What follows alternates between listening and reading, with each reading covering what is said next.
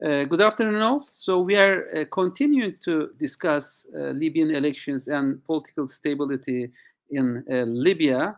So this is the second panel. So we had keynote speech of Ambassador Ibrahim Kalın. And in the first session, we discussed the internal debate within Libya, internal stakeholders, internal actors. What do they expect? What are their perspectives on the current political situation? And in the second panel, we will be focusing more on foreign policy aspect and regional aspect of the debate. So we will have four very distinguished speakers in this panel. So we will start with Sami Hamdi, who is the managing director of International Interest. He has been focusing on regional affairs, regional issues, a contributor to media and other debates. Our second panelist will be Bilgehan Ozturk from SETA Foundation. Bilgehan is a researcher in foreign policy directorate of SETA. He has been working on Libya for a while. We also published a book about countering violent extremism in Libya together, Bilgehan, and other couple of articles. So he will be reflecting on perspective of mainly the Western actors in Libya. Our third speakers will be Tatyana Tyukaeva. She is a researcher at Institute of World Economic and International Relations, IMEMO. She will be speaking on Russian perspective. So we don't hear a lot about Russian perspective. So what is the perspective, general limitation and expectations from all over this process? And our final speaker will be Maurizio Geri, who's a senior political analyst for Italian Defense and General Staff. He has been working on NATO. So Maurizio will be speaking more on the Mediterranean security aspect of the Libya issue and taking the issue from a broader perspective. So we will start with, Sami. So Sami will be reflecting on where Libyan political situation stands within Libya's neighbors, Egypt, Tunisia, and Algeria, and what is the situation, how where Libya's political future stands within the broader transformation of the region in the last decade, and what may be the major concerns of the regional actors in this debate. So the floor is yours. Bye. Thank you very much, Talha. Thank you to SETA for organizing this event. It's an honor to be amongst some other distinguished speakers as well. Yeah, I think it's a very broad topic. It's a difficult topic to pin down, but nevertheless, I think the best starting point is to understand that for Libya's neighboring countries, they have never viewed Libya as the result of an organic revolution. Libya is not considered by Algiers or by Cairo or by Tunis as something that organically emerged as a revolution similar to that of Tunisia or in Egypt. It's more seen as a revolution that was very quickly hijacked by a NATO intervention as an event or a series of events that took place primarily as part of this wider ambition on the part of the Qataris, who are particularly accused of having set up the contact group that brought NATO into Libya. And Libya, from the moment NATO intervened, it is the international powers, i.e. France and the like, who have had the most influence over Libya's democratic transition, far more than any of the Libyan actors whatsoever. And the reason that is significant is because it directly underpins the policy with which Algeria, Egypt, and Tunisia look towards Libya. For Egypt, the primary attitudes or the primary focus has always been, one, to contain the Muslim Brotherhood, and two, to contain Qatar's expansion, and three, to prevent any potential fallout that might spill over into Egypt after the army very carefully orchestrated a military coup and restored a military general to power and restored the dictatorship that we see today. Egypt has always pursued Libya from this particular security perspective, and the reason that Egypt has never truly entertained any of the arguments with regards to democratic transition is because, quite frankly, it does not believe that any of the parties involved in Libya are actually pursuing democracy. And instead, what Egypt has been adapting to is not Libyan sentiment, but rather Russian expansion, rather the presence of Turkey, the presence of the UAE, the presence of Chad, the presence of Sudan. For Egypt, it's always been about trying to restore the status quo and trying to ensure that the fallout that took place from an overreach on the part of the US, on the part of France, on the part of NATO, does not cause any particular concern for Egypt's security interests. And that's why we've seen a sort of pragmatism on the part of Egypt, in that they supported Haftar, not necessarily as much as the UAE supported Haftar, but nevertheless they put their weight behind Haftar, and then they switched over to Aqil Saleh, and then they opened channels with Tripoli after the Turkish intervention. And now we're seeing attempts between Cairo and between Ankara in order to find some sort of understanding with what is happening in Libya. In other words, this pragmatism is reflective of the attitudes that Egypt looks towards Libya, which is primarily a security basis. And you will remember that Bashagha and Aqil Saleh, Bashagha, who was popularly perceived as being close to Ankara, whether that is true or not is a different matter, but Bashagha, who was perceived to be close to Ankara, and Aqil Saleh perceived to be close to Cairo, they ran on the same ticket in the political process, in the voting process, that of course ultimately led to Abdel Hamid Dbeiba becoming prime minister of Libya. When it comes to Algeria, it's important to stress that public opinion in Algeria was very sympathetic towards Libya's uprising against Gaddafi. It was very sympathetic towards the popular movement that sought to take to the streets to overthrow Gaddafi. But the moment NATO intervened, you saw an overnight change in the tone of Algerian media. Suddenly it became one of, how can you bring France, how can you bring NATO to Libya? And immediately Algeria's attitude became one of sitting on the fence, or rather sympathizing with the revolution against Gaddafi,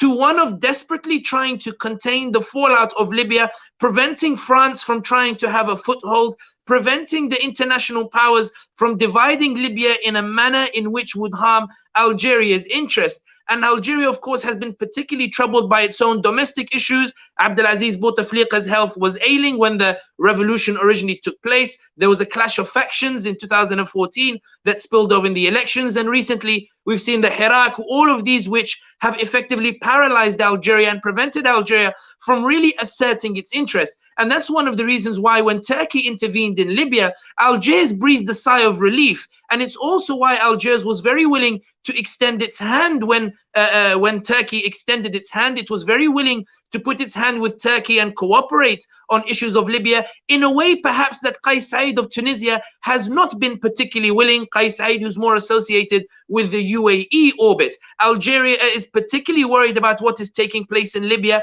not necessarily because it fears Haftar, but rather because it believes that the Libyans are not in charge of their own affairs, that Libyans have no agency, that what is taking place in Libya is an international wrestling match that Algeria is yet to find its place in, is yet to be able to assert itself. And that's why we see it far more sympathetic with Turkey, as it sees Turkey as the guarantor of a military equilibrium that at least prevents attempts to achieve a military solution. The Turkish intervention prevented Haftar from taking Tripoli. It resulted in this stalemate between East and West, where Sirte is the dividing line in the middle. And for Algeria, as long as Turkey is present, it means that there is a balance of power that ensures, at least for the time being, that there can be no security threats on Algeria's border. This doesn't mean Algeria is necessarily an ally of Turkey, but it certainly means that there are much mutual interests between Algeria and Turkey, and it shows that Algeria views Turkey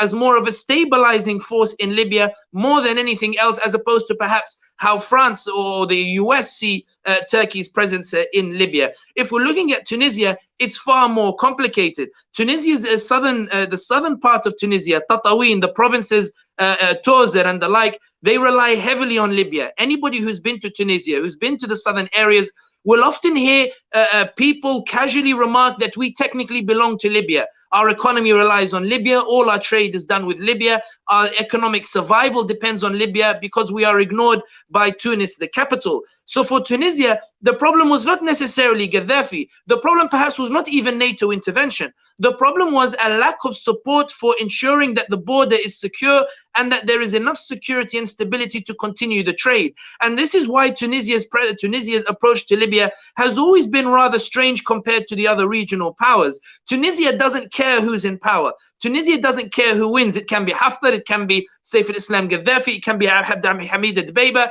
it can be Khalid al-Mishri. For Tunisia, the most important thing is that there is security and stability to the extent in which trade can continue, given that it's mired in an economic crisis. And this is why perhaps it's found itself unwilling to enter any of the various different orbits that are engaged in Libya, and also the reason why it's been willing to offer military bases, albeit secretly, to anybody who's willing to offer money. For Libya, it's all about the economy, it's all about the money. Now, the reason that it's important to highlight the differences in attitudes between these various different countries is because it directly relates to the overall picture, which is that despite the concerns of these countries, they don't actually have much influence over what's taking place in Libya. And that is what terrifies them. That is what makes things very much more complicated with regards to what is unfolding in Libya. Algeria is watching the situation unfold. Haftar is trying to run for elections. Aguila Saleh is apparently trying to run for elections. Abdel Hamid Dbeiba is considering running for elections. But candidates such as Haftar have openly expressed their antagonism towards Algeria, which leads to great concern in Algiers over whether these elections will take place. But more than anything else, what Algiers and indeed Cairo and indeed Tunisia fear, and here perhaps is where Egypt digresses from the UAE a little bit, is that there is concern that if these elections fail, if elections take place and results are not recognized, if the country falls back into war, then all of them will be affected very much equally. And it is this common sense, despite the different interests, it is this common fear between Egypt and Algeria that has resulted in a warming of ties, that has seen Ramtan Al-Amamra, the foreign minister of Algeria, visit Cairo, that has seen Algiers speak more fondly of Cairo, that has seen Cairo reciprocate more fondly with Algiers in a manner that is perhaps more different than the UAE, where Algiers banned Al Arabiya channel from broadcasting in Algiers, which was a direct dig at UAE and Saudi Arabia. It is nevertheless extending and offering Egypt to mediate on the Renaissance dam crisis, suggesting that when it comes to Libya, Egypt is more independent of the UAE than people often give credit to. And this is why when we're looking at what is unfolding in Libya, the key points are this, that these countries do not believe that a revolution unfolded in Libya. They believe that Libya is on the verge of becoming an effective colony of international powers. And here I'm not referring to Turkey, which, as I said earlier, is seen by Algiers as a stabilizing force. It's seen in Cairo as a nuisance, but in Algiers, at least it's seen as a stabilizing force, but more with regards to the fact that Paris has far too much say in what happens in Libya for Algiers and Cairo's liking. Biden has far too much of a say for Algiers' liking. Russia has far too much of a say for Cairo's liking. In other words, there is a sense that Libya, which at least once was a dominant or a strong Arab country, albeit controversially with regards to Gaddafi's antics and method of ruling the country, that Libya has been lost, that Libya, which is a key geostrategic country, has been lost. And the ramifications for that, while Europe likes to emphasize that its interests are the most important with regards to migration and terrorism, the reality is that a porous border with Libya, a border in which groups can easily cross without any scrutiny, without any authority reining them in, threatens Egypt, and it threatens Algeria, it threatens Chad, and it threatens Tunisia. And this is why they're all very keen to get involved in Libya. It's about insulating themselves from the fallout, because the reality is none of these countries actually believe the Libyans can solve their problems themselves. For Egypt, Haftar is a nuisance, or even though he is an ally, he is considered a nuisance. But the troops in Tripoli, or the militias in Tripoli, are also considered a nuisance. For Algeria, they see the militias in Tripoli and Haftar in exactly the same light. They do not want Islamists in power. They don't want Haftar in power. They believe that the militias in Tripoli are not capable of bringing stability to the country. They believe Haftar is not capable of bringing stability to the country. And this is where perhaps the Libyans now find themselves in an awkward situation where Biden is forcing elections on them, essentially saying, I don't differentiate between you. You're all the same to me. Just do elections. I'm going to recognize the winner, irrespective who it is, whether it's Haftar, whether it's Mishri, whether it's Saif al-Islam al-Gaddafi. The reality is Biden is reflecting the attitudes of the regional powers that don't differentiate between what perhaps in the media we like to refer to as good and evil. They don't differentiate between the parties. They see these as scrambling militias in Tripoli and in the east that are backed by international powers, that without the international powers, they would not be able to assert themselves, and that these are all groups, Haftar and the Tripoli militias included, that do not enjoy significant popular support. And this is why there is this sort of desperate confusion with regards to Libya and uncertainty over the elections. The assumption is that Egypt supports Haftar in these elections, but that's not entirely true. I think Egypt is more concerned with the fallout that might take place over the elections, more so than it is about Haftar. And I think perhaps the only country that is trying to find a way to navigate this in a successful manner is Turkey, which has taken great care not to be seen as associated to a particular militia in Tripoli, but rather demonstrating a pragmatism to offer concessions to antagonists such as Egypt in order to find a common solution with regards to what's taking place in Libya, because Turkey's intervention was primarily driven by concerns over the maritime interest, a maritime blockade that was forming. Turkey understands that in Libya, the regional powers see Libya as more of an international cake that is being divided up, not as a matter of Libyan liberation in any sense of the word. And that's why what we're seeing today is, while Biden is trying to press for elections, we are seeing channels of dialogue between Turkey and Egypt, between Turkey and Russia, between the powers that are on the ground, who are each trying to use their leverage in order to find a common solution that at least guarantees security and stability in Libya, in a manner that at least ensures that there is an environment in which a political dialogue can actually take place. And I'll finish on this note.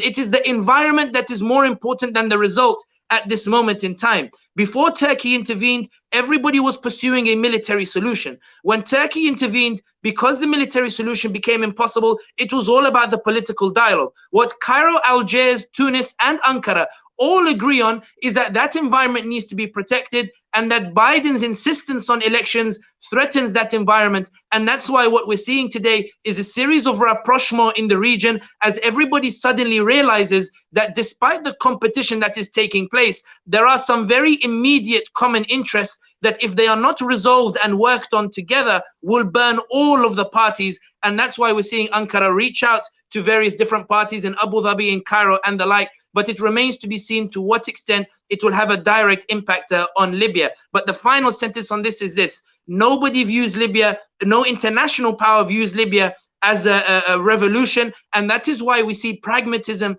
always winning the day. I think there is a realpolitik, there is a pragmatism, there is this sense of talking about Libya as it is, not how everybody wants it to be. And I think that is what has made Turkey, Russia, and the likes far more effective than the Americans have been, given the Americans have been desperately trying to rescue the image of the NATO intervention that all of the other parties believe quite simply destroyed Libya.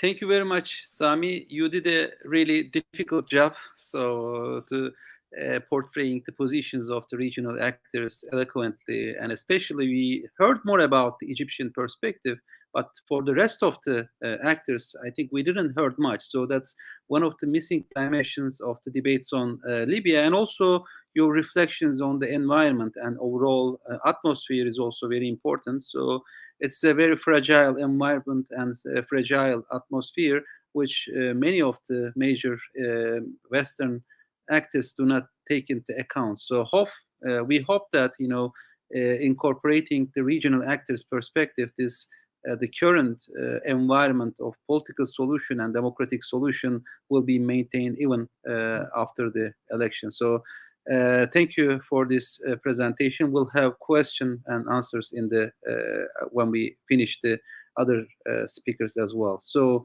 our second speaker will be Bilgehan Ozturk from SETA Foundation.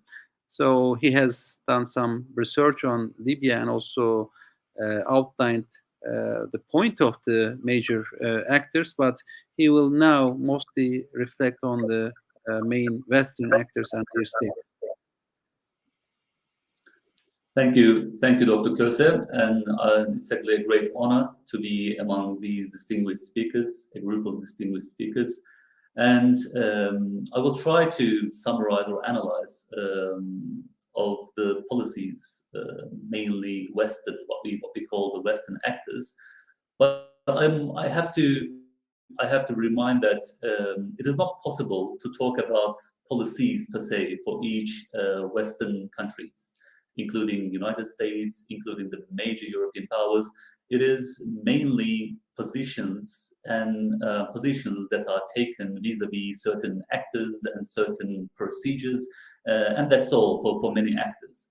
Yes, we have certain actors that are at the very forefront, such as France, in terms of their involvement or their aspiration to intervene in Libyan military and political dynamics. But as I said, it is not the case for each of the Western countries, including United States and also the major European powers. And this is mainly the case for the United States, I must say. And the lack of interest or the priority level of Libya in US national security and strategy is usually tied to the lack of interest during the Trump administration. But I disagree with this, and I feel like this lack of interest, relatively lack of interest in Libya as a central issue for US foreign policy, national strategy, is more structural in nature. There is a tradition to view Libya as some sort of a part of other greater regions. For example, Mediterranean. For example, it's a part of North Africa. It is part of the calculations with regards to Africa. And I believe the US AFRICOM's position outspoken position towards the Wagner presence in Libya is very indicative of this fact.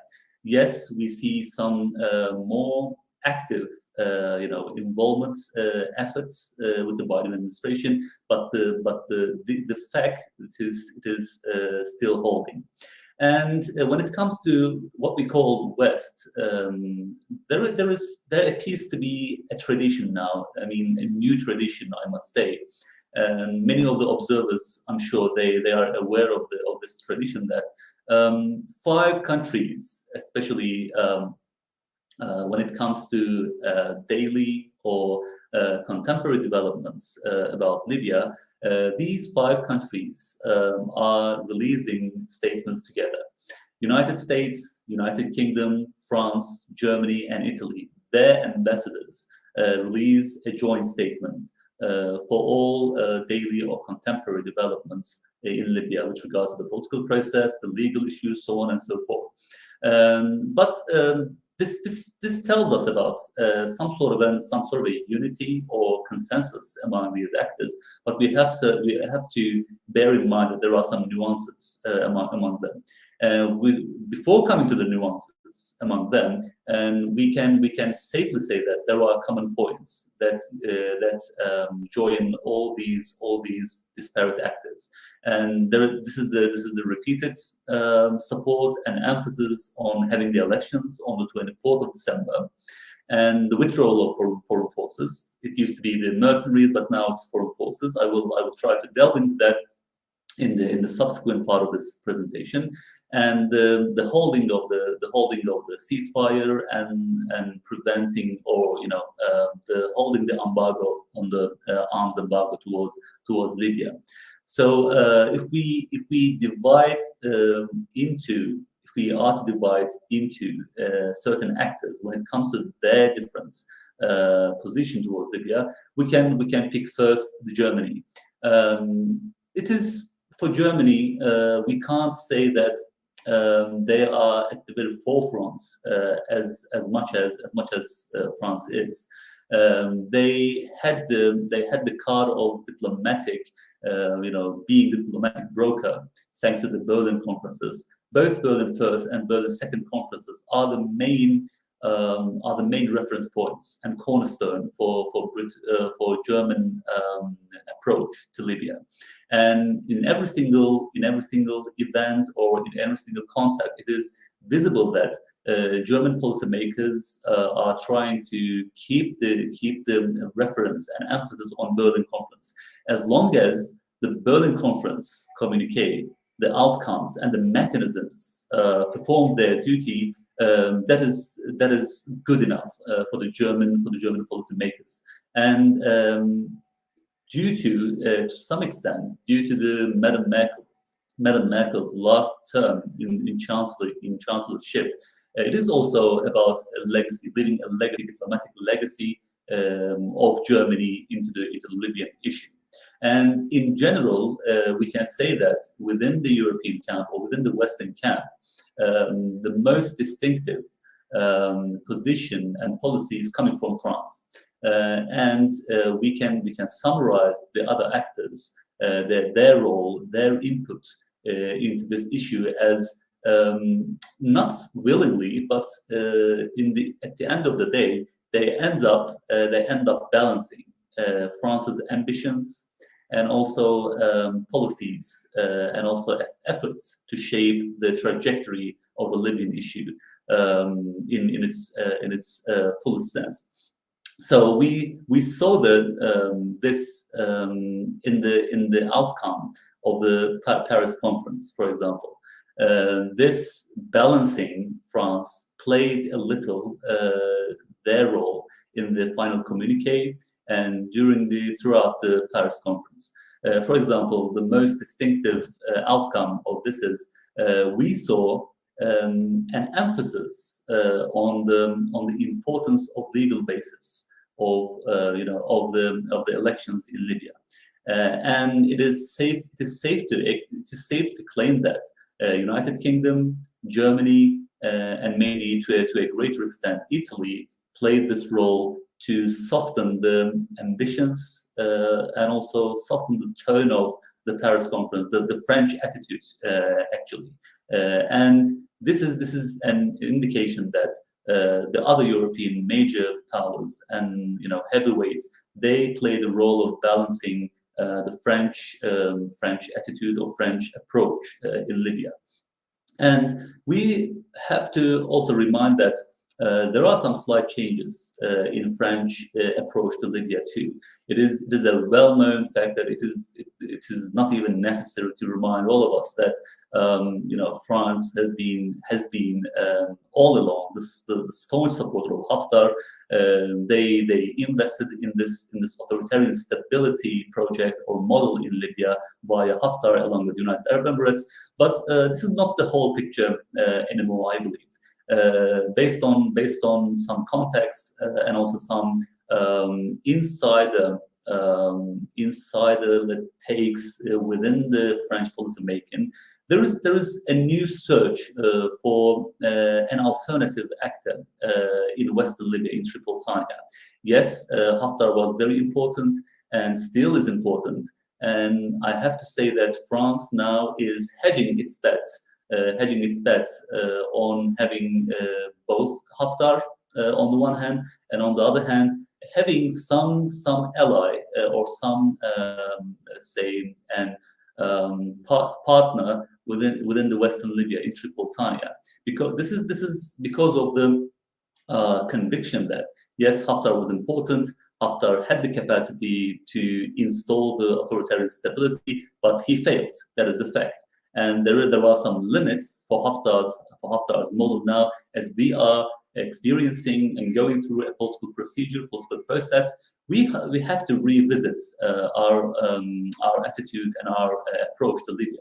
So that is the reason why they are slightly revising their approach and becoming much more pragmatic. I must say this is a very slight change, not a fully change. So they are more pragmatic, and they try to come up or find someone in Tripolitania as a partner to build some sort of a political approach and strategy. And there are also indications of this. We will also talk about this. And France was not only distinctive in its support to Haftar compared to other European or Western countries, but the contentious issues. One of them is the Aguila Saleh's fait accompli election law. And while many European actors did not open the support, they tried to strike a neutral position in the face of this law. But we saw French foreign ministry's open support when Aguila Saleh introduced these so-called election laws. So it is showing how France's approach is quite distinctive when compared to other European actors, and the ambivalence of other actors compared to France's attitude to this. And when it comes to other actors within Europe and United States, they did not want to challenge it openly. They made their reservations behind closed doors, probably during the bilateral negotiations. But there is a certain difference, and an open difference between France and also the rest of the major European countries in this sense. And within the framework of this revisiting, French approach and French attitude towards Libya, it is, I believe, quite telling that when before the Paris conference in November 12th, the reporters asked a question about the Debaiba's candidacy for presidential elections to President Macron. He deferred this question to High National Elections Commission, as if it is just a legal issue, and he openly did not want to challenge this. Did not want to challenge the Debaiba's candidacy, and I feel like this can be read within the framework of the newly explored pragmatic position, or a little fine-tuning in French position towards Libya. And it is also telling that this is the extent that at the end of the Paris conference, many major actors, UK, France, Germany, Italy, the general atmosphere was much more, let's say, friendly or open to the idea that Debaiba can be a candidate, let alone, regardless of the legal issues that's preventing Debaiba from running the presidency. And this is the most important, I believe, the aspect of the Paris conference. And there is a general understanding and awareness on the part of all European actors, especially that Debaiba became a de facto actor, and he became very popular, surprisingly very popular among regular people, and he became a force to be reckoned with. That's why we see some fine tuning and slight changes, or actually reconsideration of the ongoing commitments and also principles of both France and all the rest of the Western countries, European major powers. And the other important outcome and the issue that we should pay attention is that there is also the slight change in the wording of the major European powers, US and also France attitude towards the elections. Yes, they are all for the elections to happen on time. Even the simultaneity of the elections, they have to happen on the same date. This is a strong position of many major European powers. But with the Paris conference communique, we saw the change in the wording. Now they opened the door for a postponement in the elections, with the wording that instead of talking about an emphasis on elections on the December 24th, now they say that the process elections starting on the December 24th. It is all because of the ongoing atmosphere, and because of the greater awareness on the part of these actors that based on within the framework of the things going on the ground, it is technically harder now to have the elections, hold the elections on December 24th. So it is very important in the sense that we see and we experience some slight changes in all of these actors' approach to Libya. And another takeaway, the most important, one of the most important issues is that yes, the actors of the participants of the Paris conference were aware of the importance of legal issue. Many of them, emphasized the importance of some sort of a consensus, the need for a consensus on legal basis. And Mr. Draghi, the Prime Minister of Italy, has been quite open and outspoken on this. I will leave this Italian aspect to Maurizio, but it's definitely changed the tone of the conference and communique. But regardless of this, greater increased emphasis on the need for a consensus on a legal basis, we have to say that the major European actors or the West altogether failed to let's say address the issue of the contentious issue of the legal basis issue. So in terms of when it comes to coming back to the French attitudes, slight changes, I think also it is also important to take note of the recent French openings or also efforts in Libya. And although it is hard to tie the private companies' interests to direct the political attitude of the states, but I also recommend take note of the recent contracts that are granted to Total, the French oil and energy company, in the latest energy summit in Tripoli, as some sort of an elements of the greater and increased French pragmatism in this sense. So I will leave it here, and if we have time in the Q&A, I will try to delve into these, and if we have another question about Turkey, we'll try to address that. Thank you very much. Thank you very much, Bilgehan. So, as you also mentioned, these Western actors look like they are together. They give the picture together. But if we get into the details, I think their perspective has quite different senses, and expectations are quite different. I mean, still, France seems to be the major player, but I think the French role is transforming due to both the balancing of the other actors as well as the nature of French pragmatism that is trying to adapt itself to changing environment. So I think it's very important to understand these fine tunes, because those differences on divergences may be the source of both new alliances as well as possible tensions in the coming weeks or probably months. So thank you, Bilgehan, for outlining these sensitive issues and differences. And we now have our third, speaker, Tatyana Tyukaeva. So Tatyana will be reflecting on the Russian perspective, not just with Libya, but in broader sense, how Russia sees the position, and also the future of Libya, and what may be the role Russia will be playing in the political future of the Libya. Definitely, she will also reflect on the elections. So, Tatyana, please. Thank you very much for inviting me to participate in this distinguished panel. I'm looking forward to a fruitful discussion. Much of what I was going to say actually was already mentioned, so I will try to stay away from there a little bit, maybe. So first of all, I wanted to give a certain picture of what we in Russia see Libya is going through.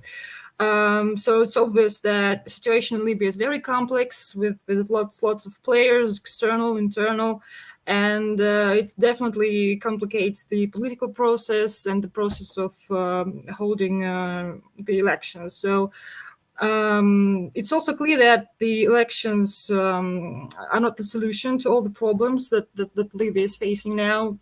There are quite a lot of them, and yet it is really vital that they're held now, well, at the set date, because otherwise it will be impossible to keep this fragile process of stabilization of Libya going.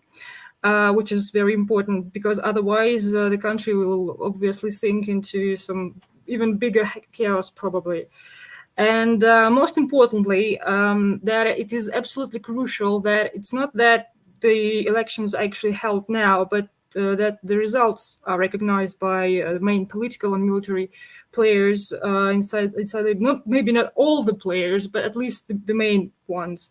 And in this regard, what really raises concerns is that the political bickering and mutual accusations between various Libyan parties, threatening to object the outcome of the election or to object the victory of certain figures. And what I see is even more worrisome is that is the fragmentation of the Libyan security space.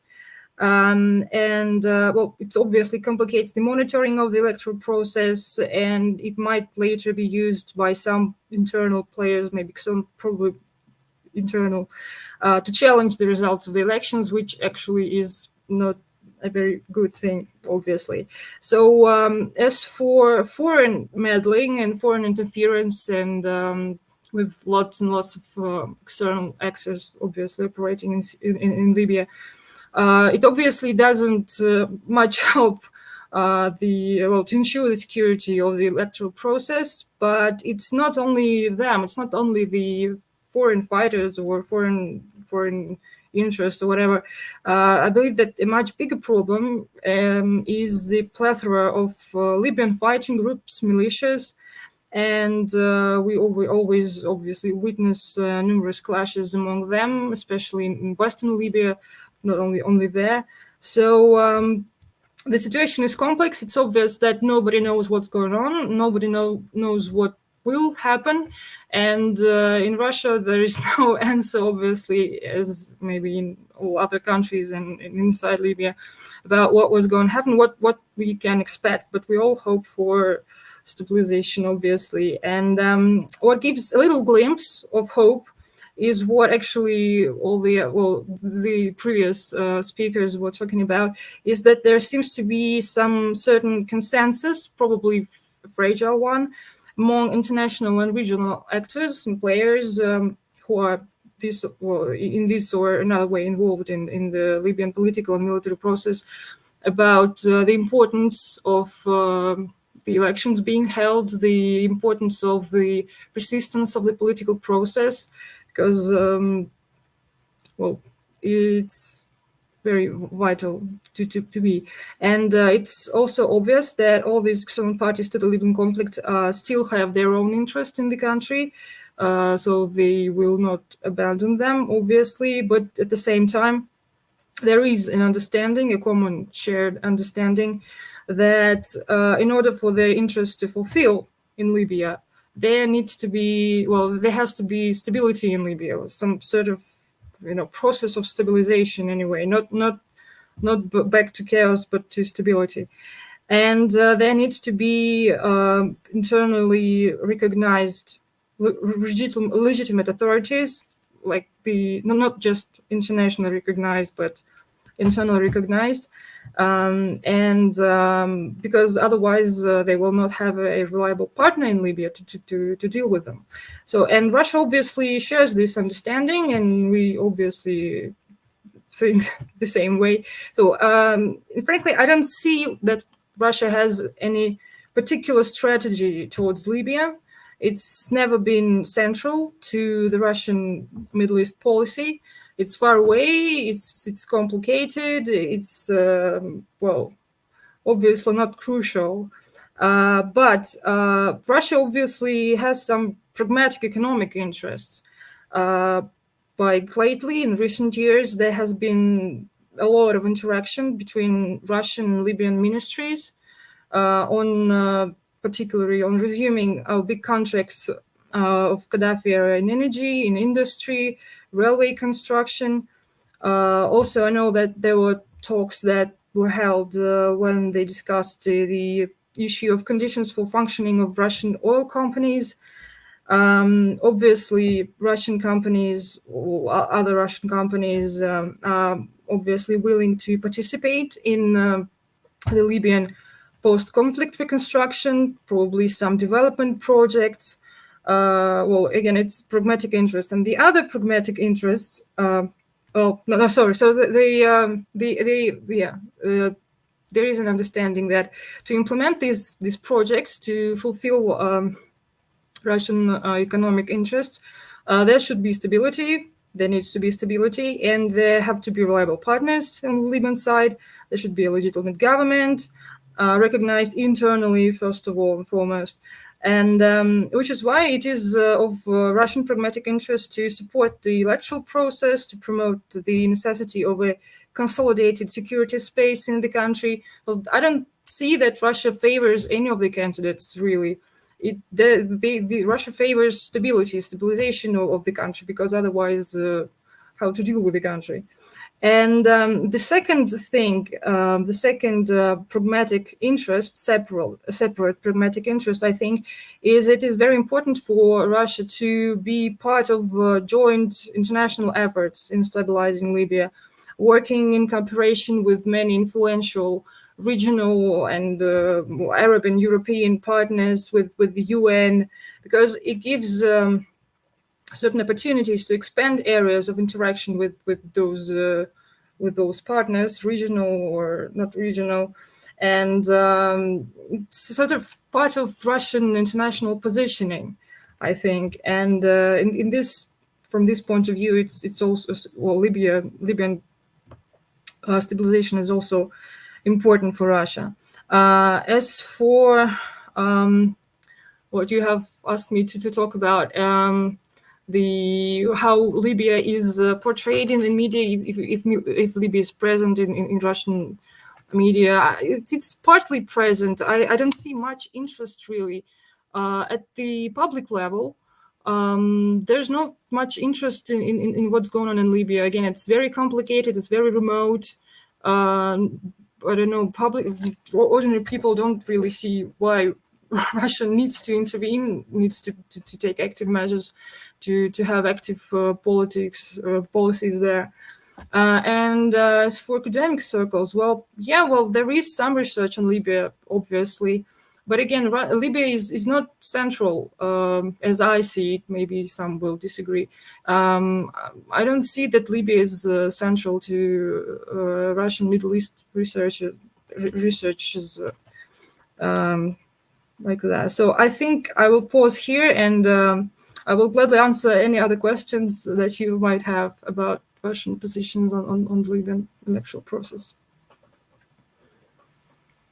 Thank you very much, Tatyana. So we will definitely return in the Q&A session, but I think we are trying to get a better picture about how Libya is seen from the Russian perspective, and what Russia imagines in the future of Libya. It's very important, those important stakeholders. So we will probably have some additional questions with regard to Russia in the Q&A. So we'll have our final speaker, Maurizio Geri. So he's an expert on security, Mediterranean security, NATO affairs. So he'll be reflecting on both Mediterranean security as well as Italy's perspective with regard to Libya.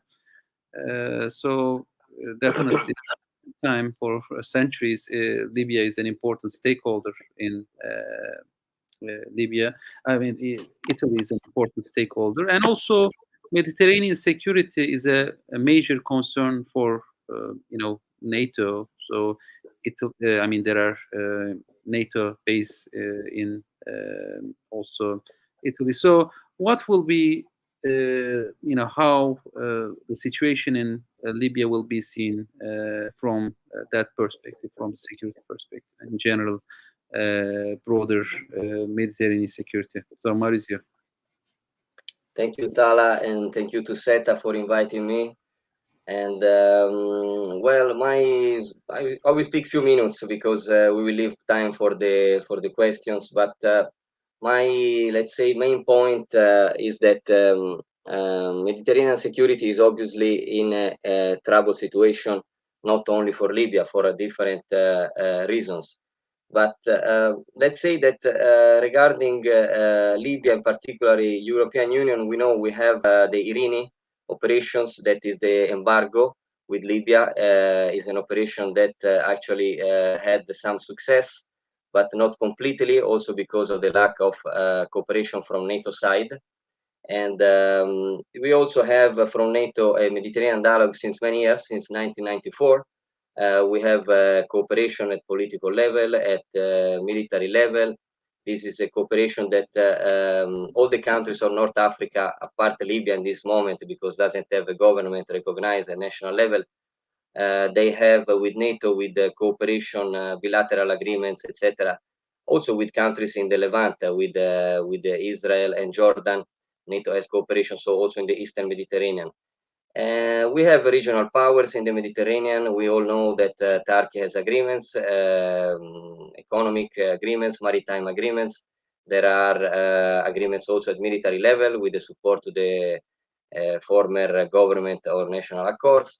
There is Egypt, there is the Gulf, but also with the UAE. But the really missing in action actor is actually African Union, because African Union, that is currently obviously based in Ethiopia, but Libya asked to open the African Union office in Tripoli. It didn't actually support much recently in the process of stabilization and pacification of Libya. And this Libyan is actually withdraw recently also his position, his candidacy for the African Union Peace and Security Council seat in favor of Morocco. So we know that currently with also the virus problems, many representatives of African Union are in their countries and are not in Addis Ababa, also because of the Ethiopian current civil war, or anyway risk of explosion of civil war. But really African Union should take a better lead in the security of Libya, because the League of Arab States and the Union of Mediterranean or other organizations of the Mediterranean or the Arab countries are not really efficient in supporting pacification of these countries. But African Union would have the means to do it. So I really think that this should be a moment in which not only to accompany this election process, but the post-election process with the stabilization that is required, with the security sector reform, with the DDR, that is the disarmament of the militias and the armed group. I think African Union should play a bigger role. Obviously, if Libyan new government, when will be formed, will ask for European Union or NATO support in monitoring, or obviously with the UN, under the UN umbrella, with monitoring or whatever training or institutional building they will need, I guess the European and NATO actors will not refrain from that. But I think really African Union should prepare a better role for the support to Libya. Regarding Italy, obviously Italy has a big relationship with Libya, first of all at economical level, because Eni, that is the national company of Italy for the gas and oil, as since 1959, and we are in Libya, as a direct relationship. I think more than 10% of our energy is supported from Libya origins, and I think 80% of local actual energy of Libya is also managed by the gas producer and supply, as a gas producer and supplier by Eni. There are also many projects of cooperation with Salini Pregilo for civil engineering infrastructures. Recently, actually, the Prime Minister asked for more investment from Libya, about the airport reconstruction in Tripoli, the highway maybe between Tunisia and Egypt. There are many economic and even business council of Libya is requiring often more talks with the business leaders of Italy. There are many Italian trade agreements with Libya, but the point of the fact of the matter is that the economy, and the security goes together. There is a famous concept at academic level that is the development security nexus. So unless we have a legitimate government, and that's the reason why Europe is supporting this election process, a legitimate government that can control its territory, its borders, and have really territorial unity and territorial control without foreign forces, without militias, it will be very difficult to develop a real stability for the country, and also economic relationship with Italy and in general with the other Mediterranean countries. So I think right now Italy has, regarding security, some agreements with Libya. There is the agreement for migration to combat the illicit human trafficking. There are Italy is one of the few countries that actually has humanitarian corridors with Libya still active. There are many criticism on how Libya is dealing, or at least the different actors in Libya are dealing with the migrants.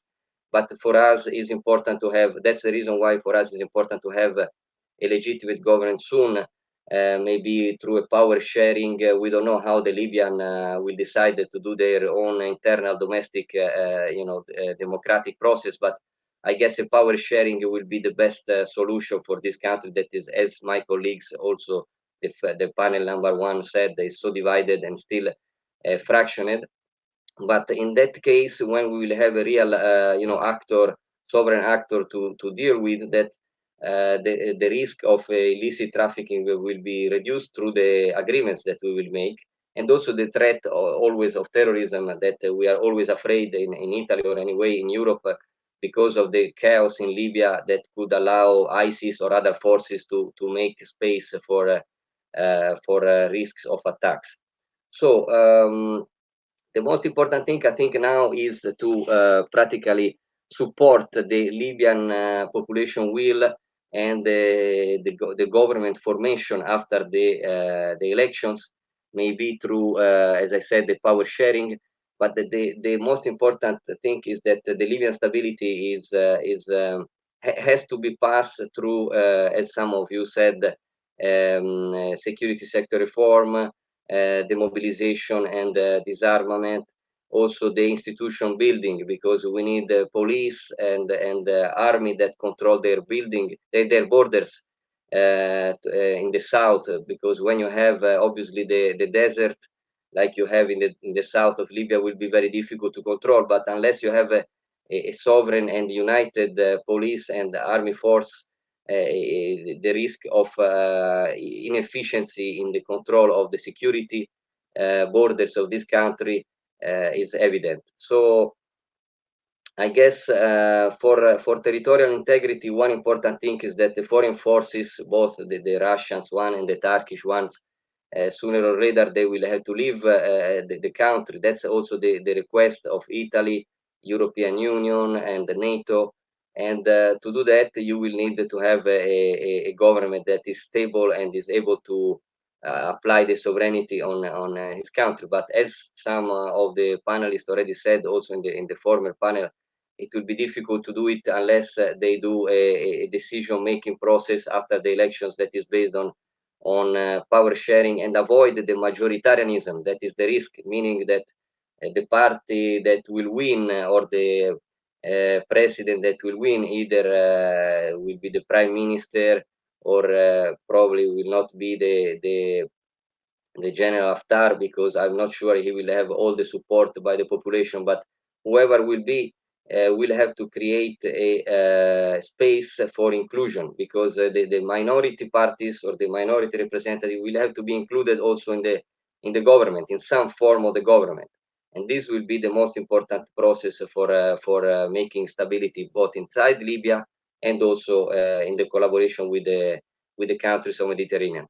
I don't know if I answer your points, but I want to leave space also for questions. So if you want me to expand a little more on some point, please let me know.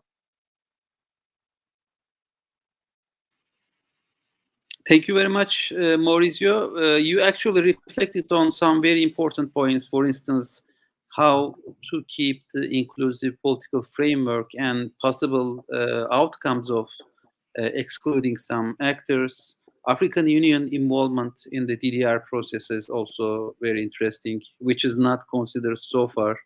The major actors are included, but African Union was not really considered.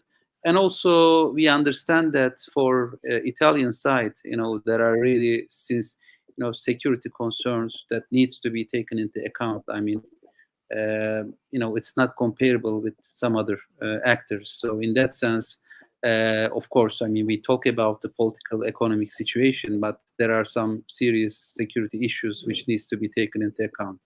So thanks for this broader picture. So now we would like to, return to the Q&A session. So we still have, important questions and debates on this significant issue. So, Sami, I would like to start with you. The problem or discourse of extremism, radicalism, terrorism have dominated the post, Arab Spring environment, and especially, legitimized some of the external interventions which moved many of the countries, including Libya, into chaos and further complication. So right now, I mean, we don't hear much about those radicalism, extremism debate. I mean, the debate is more at the different level. So what do you think about this? I mean, what happened? I mean, why was the extremism, radicalism instrumentalized, or what's the point? I mean, why we, don't hear much about these issues right now? I think it's important to stress that after the Arab Spring succeeded in Tunisia, when it succeeded in Egypt in the early stages, and Mubarak fell and the like, there was a hesitancy in Washington and a hesitancy in the European Union, given that the electorate had elected people to power that Washington and Brussels were not entirely comfortable with. Washington had to consider and think, are these really the people that we want in power? Is it correct that we supported this process, or at least stood aside? Is this something that we can work with? And Washington spent a lot of time deliberating in their think tanks as to whether Islamists are worth working with or not. And the reason I mentioned that is that it resulted in a hesitancy of supporting the Arab Spring in other countries such as Libya, such as Syria, and such as in Yemen. So as a result, what emerged was these lobbying efforts, firstly on the part of Qatar and later on the part of the UAE, that began to speak to Washington in the language that it preferred, the language that it understands. There was this idea that if they support the Arab Spring, they will be able to tackle terrorism, while the UAE said if they support the Arab Spring, then they will be promoting terrorism. In other words, terrorism became the lingo, it became the language within which the UAE and Qatar would lobby the Brussels and lobby Washington. And as a result, every party that wanted to secure Western support began to speak in this language. Misrata, the militias in Misrata, went to the US and said, we are most capable of fighting terrorism. And in 2016, the US supported them. Haftar said, I am the one who is most capable of fighting terrorism. And the US turned a blind eye to his military expansion as he went south and sought to consolidate his territory. Everybody began pitching to Washington and saying terrorism is the problem and I am the person who can handle terrorism. In other words, they promoted this environment that the US began with when it invaded Iraq and Afghanistan under the pretext of fighting terrorism. Whereas what happened in 2019 when Haftar got to Tripoli and started bombarding it, there was this sort of awakening moment in which the EU and the Americans began to consider the advantages of allowing Haftar to bombard Tripoli. Haftar would take over Tripoli, he'd be able to establish security and stability between quotation marks, and therefore he should be given a chance to take over Tripoli, given the Libyans cannot agree between themselves. And it was only when Turkey intervened and suddenly imposed the new status quo, which made a military solution impossible, that suddenly the language had to change. It could no longer be about terrorism. It could no longer be about extremism. It became primarily one of, why can't we get these guys just to agree? Just get Haftar get the others to a table, let's find the security and stability. And this was the attitude of the Americans and Biden specifically. Biden does not differentiate between Tripoli and between Haftar. Biden doesn't care who wins these elections. Biden is ready to work with Haftar and he's ready to work with the militias in Tripoli. For the US, they view everybody the same, and it's reflected in the way that they worked with Misrata in the West and they worked with Haftar in the East. In other words, the terrorism language no longer became the headline act. It more became about trying to resolve the problems as quickly as possible, deprioritize the Middle East, and then go and focus on China. And that's why we're seeing Biden recently set up a working group with Turkey to try to shelve that antagonism. He's imposing elections when everybody is screaming out and saying that the elections might actually bring us back to war. It might not actually lead us to a new process, given the problem has never been elections. Remember, 2014, elections took place. The problem was not elections didn't happen. The problem was in the aftermath, people didn't, the powers that be didn't recognize the elections. And it's important to stress that when we use the 2014 example, the threat is not just Haftar. For Haftar, it's a win-win situation. Either I go to the elections or I win, or I can reject them and I sit in the East and I have the power and nobody can impose them on me. But equally in the West, remember, al-Mishri led the Supreme Court effort to annul the elections, and it was Tripoli militias that took over the airports in order to overrun the elections. And al-Mishri on Al Jazeera 2 weeks ago, he's asked by the presenter, what will you do if Haftar comes to power via elections? And he says, we will take up arms and resist, and we will go to fight. In other words, the issue is not just Haftar, it's that all of the parties do not want elections. All of the parties do not want this to happen. And this is where Turkey and Moscow actually have a more realpolitik, pragmatic way of approaching this. And this is where I agree with Tatyana, and I argued this before Turkey intervened, in that Russia doesn't actually support a particular faction. Russia is capitalizing on opportunities that have been presented, i.e. it capitalized on opportunities in Syria, now it overlooks the Mediterranean through Tartus, it has an opportunity in Libya, it's there in Al-Jufra, it has economic opportunities. Why shouldn't Moscow benefit from the same opportunities as Europe, as the US? If everybody's going to go for it, why shouldn't I go for it? But my point here is that the pragmatism of Turkey and Russia, in that the issue is not that one party should be victorious over another, but that there should at least be some sort of consensus or environment in which we can get a recognition of results. This is where the clash comes between Turkey and between the US, and between Turkey and the EU, and between Moscow and the US. This idea that Turkey and Moscow are insisting that elections are not the problem. The issue is getting those elections recognized, while the US is saying, technically, I want you all out and I don't care what happens. And it is this sort of naivety on the part of Washington that actually threatens the stability of Libya more than anything else. But rather than going direct back to your answer, and I'll finish on this point, the reality is now few people are buying the terrorism argument anymore. Biden is no longer interested in it. He withdrew from Afghanistan knowing full well the Taliban will take over, knowing full well ISIS-K will be able to expand. Terrorism is no longer interesting to Biden. Now it's all about economy and pushing back against China. And this is also why the UAE, it's true that Ankara and Turkey are pursuing rapprochement bids and the like, but one of the reasons the UAE is trying to wind down the issues as well is because it's realizing the terrorism argument also is no longer necessarily working in Washington, and that rather now the argument is not terrorism, but that everybody is pitching for stability and security. It's not about democratic transitions. It's not about democracy. It's not about popular agency. All the major powers merely want is stability and the means by which they can benefit from that stability. And I'll finish on this point.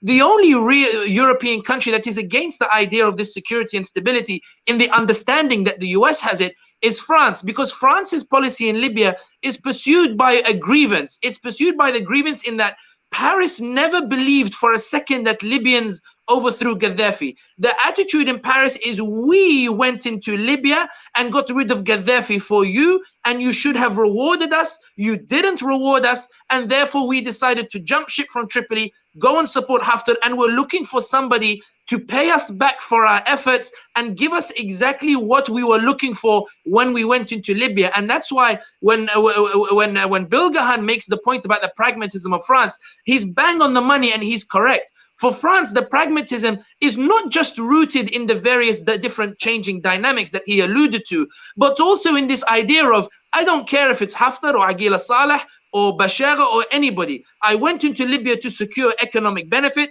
I haven't got that economic benefit. I expended my military resources. I pressured the Washington to get NATO to intervene. I went along with the Qataris. The Qataris hoodwinked me, so now I jumped ship with them, and now I'm an ally now of the UAE. The UAE promises me the economic benefits. I haven't got it yet. I did a Paris conference. Biden undermined me by sending Kamala Harris in order to show the world that I am not in control and that Biden instead is in control. The Kamala Harris, I think, was to rein in Macron, not to support Macron. France is in this hysteria, this gamble, as it realizes that its influence in North Africa and West Africa is decreasing, and now it's in even more hysteria after this tour by President Erdogan in Western Africa as well, in Francophone countries, and also in this sentiment. And Talha, I know you suggested I didn't mention too much on Algeria, but I'll finish on this point with Algeria.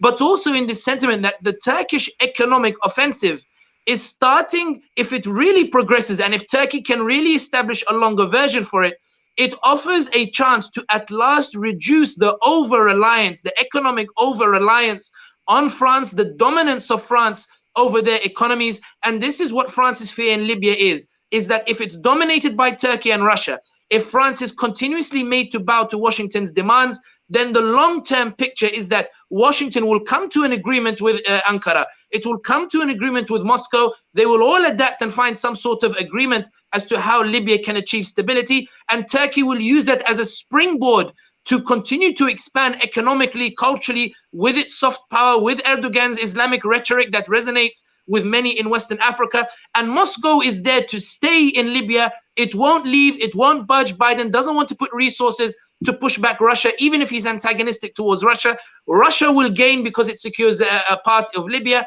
Turkey gains because it has a springboard. And the ultimate loser in all that is unfolding is Paris, and everybody knows that well.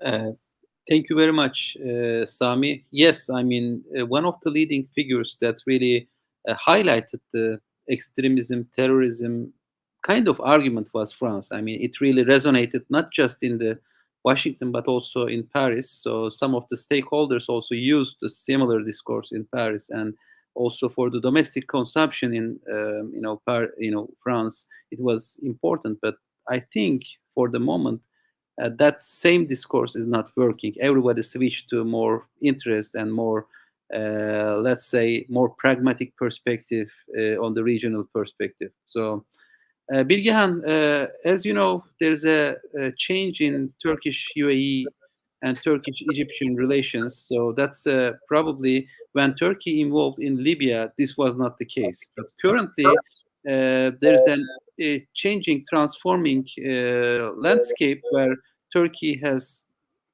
been trying to coordinate with UAE, probably with Egypt, although their perspective and positions do not completely overlap.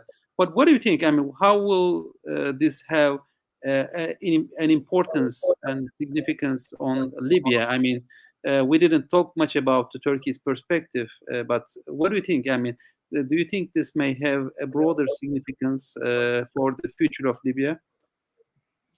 Well, we have to remind ourselves that excuse me. One of the main reasons why Turkey intervened in Libya is the dynamics in the Eastern Mediterranean. So I don't think the current rapprochement between United Arab Emirates and Turkey on the one hand, and Turkey and Egypt on the other, can be divorced from what is happening in Eastern Mediterranean. And they all tied together. Eastern Mediterranean, Libya, and wider geopolitical dynamics in the Middle East and North Africa region. We experienced almost a decade of conflicting geopolitical views and visions. On the one hand, Turkey, and on the other hand, its rivals, such as Egypt, such as Saudi Arabia, such as United Arab Emirates. And now the Eastern Mediterranean dynamics are transforming this into something else, with the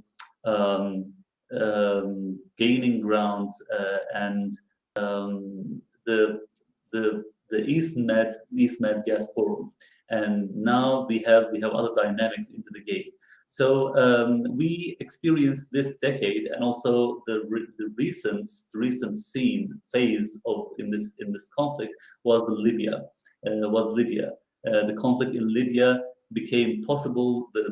What's made possible the intervening of many regional actors such as Turkey, such as Egypt, such as United Arab Emirates, was the fact that United States was not interested in this area per se. So the lack of U.S. presence in this area made possible the jockeying by these actors and playing a very central role in this theater. And of course, I believe that although there are reasons, there are dynamics that are making this rapprochement possible, and I believe indeed that there will be some implications for this in Libyan theater as well. It is yet to be seen whether this rapprochement will hold for a very long time.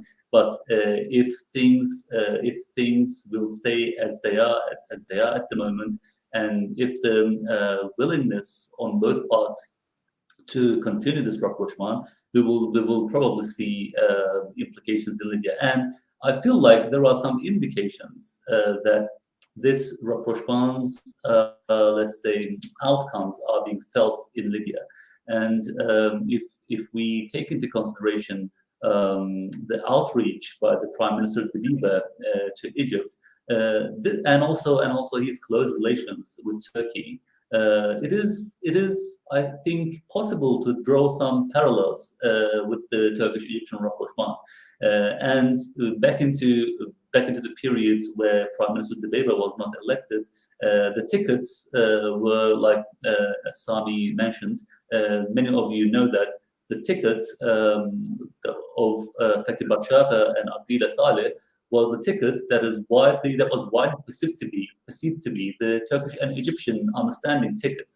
And whether it happened or not, that was the understanding, that was the perception, wide perception, and it is possible.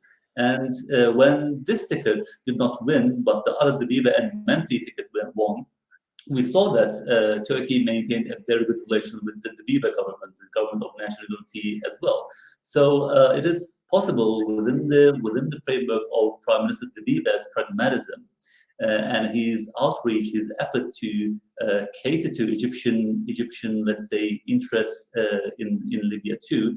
It is possible that there will be a certain understanding, at least between Turkey and Egypt, or between Turkey and United Arab Emirates, in terms of their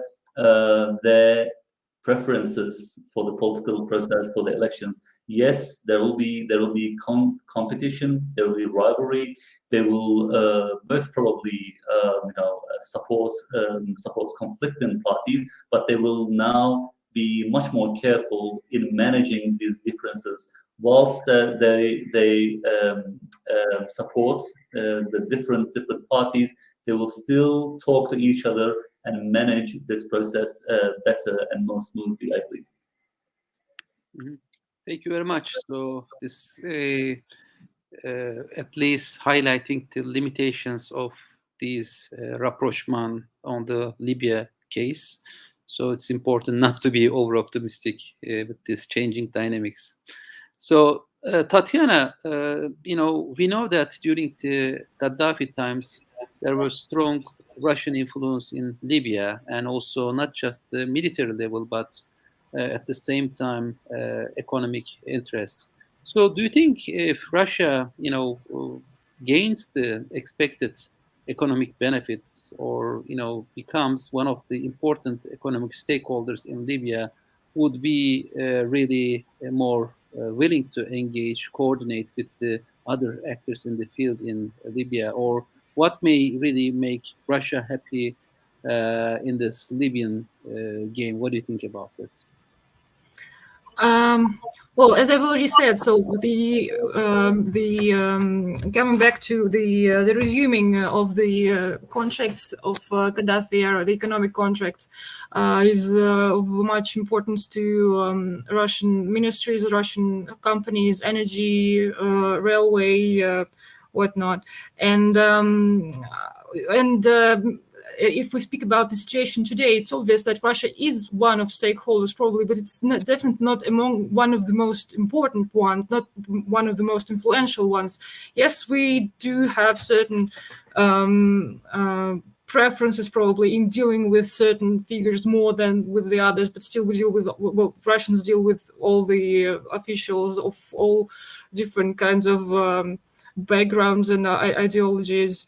So obviously in this situation, we have to, well, Russia has to be part of this interaction, part of this well, competition, I mean, like economic competition, and it needs to be, well, what I'm trying to say is that we are not trying to be the main economic partner, for example, or to gain some monopoly over certain spheres, and we obviously cannot do that. We don't have the capacity, and we don't have the will and the interest in that. But we definitely want to be part of the, well, definitely want to be a partner. For Libyans, we have certain interests, as I would have said, in energy and well, mostly it's energy and maybe railway construction and industries, probably some of them. So Russia wants to be just one of the partners for Libya. We don't see it as the goal to be the big partner, and even like the even of the same kind of the same value as it was well during the Gaddafi era. Thank you. So Maurizio, I would like to ask maybe the final question to you about, we know that Italy has a strong energy interest in Libya, and you know, the current situation definitely cost a lot to Italian economy, especially in the, you know, the energy file. So how important is Libya for energy security of Italy, and what do you think? I mean, is Italy in a position to diversify its energy resources if the current you know, problems in Libya continues?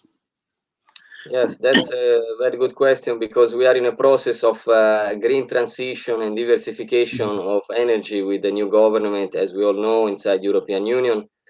But as I said earlier, still, I mean, the gas and oil is the majority of our energy. So we still need to continue with the cooperation, economic cooperation with Libya in this sector, and not only with Libya, with the other countries. We have also coming from Algeria through Spain. We have through also this East Med pipeline construction. So I think the most important thing now is to really have a domestic consolidated sovereign state that allow us to do the economic development and economic exchange, because also for development of Libya, as I said, we have Salini that is trying to build a lot of things. For example, the biggest dam in Africa and Ethiopia, and they will do probably this highway between Tunisia and Egypt and the airport, etc., etc. But all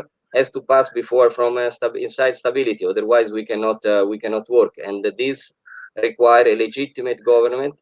We don't know how it will be, but as I said, it's up to the Libyans' will to decide if doing a power sharing, a constitutional government, something that has to be deal with, you know, with all the decentralized areas, maybe a federation. It has to be also a constitutional process. So I hope that really the people of Libya will make a wise decision. And besides the people, we need agency here. We need visionary leaders. I don't know who will be the prime minister, if still Bebe or Maitek or Nayed or who, but they will have to really think about a new constitution for their country. And then when we have this, then we can talk about economic development, because they required recently also, they asked us to, I think, Bebe, to increase the investment in the country, and to talk to have to ease the trade and the travels for business leaders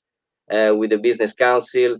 with the embassy. But I repeat, until we have stability, it will be very difficult for us to develop economic relationship. So that's really the first thing, and this is one of the reasons why Italy and Europe in general, they push for these elections, even if we know that is a situation that is still unstable, and we have militias that have to be disarmed. Otherwise, the monopoly of force will not be under a civilian authority, and so it will be difficult to really make economic support to this country. So thank you, Maurizio. So yes, I mean, we are heading to an indefinite period. So the situation of elections in Libya is still not clear whether this will bring stability. So it's understandable that both regional and international actors are concerned about the future of Libya. So we tried to give a broader picture here. Definitely, no matter how broadly we discuss, some parts will be left out. So we wish to include them as well. But I think yes, I mean I think all the actors are moving into direction of a much more pragmatic approach. And I think almost everybody is also tired of the ongoing civil war and tension in Libya. So that these are some positive signs for reaching an agreement in Libya, especially from the perspective of external international stakeholders. Yet, if we go back to the internal dynamics and internal stakeholders, I think the understanding, shared perspective is still lacking. So I think the external perspective is quite more constructive in comparison to probably a year earlier, but internal picture is getting also more complicated, which may allow involvement of external actors. So this is the intricacy of probably Libya. So problems between the internal actors leads to involvement of external actors, which further complicates the issues. So hopefully this, constitutional process and election process may at least stabilize the dynamics of the internal actors. And it's likely that I think almost all the external stakeholders will switch to more of a pragmatic approach. And I think they have capacity and potential to adapt themselves to changing environments. They already have done. And I think compared to maybe 1 year ago, maybe 2 years ago, I think there's a more optimistic perspective from the external actors if Libyans themselves may move to a more constructive, more positive agenda. So with this, I would like to finish this panel. I would like to thank all your contributions. It was a great honor and pleasure to host you. So it seems that in the coming weeks or months, we will continue to discuss Libya. There are exciting things will be happening there, hopefully in the direction of peace and stability. So I would like to thank Sami Hamdi from International Interest, Bilgehan Ozturk from SETA, Tatyana, Tyukaeva, IMEMO, and Maurizio, Geri. So I would like to thank you all and hoping to see you again, hopefully in in-person panels as well. Thank you for listening us as well.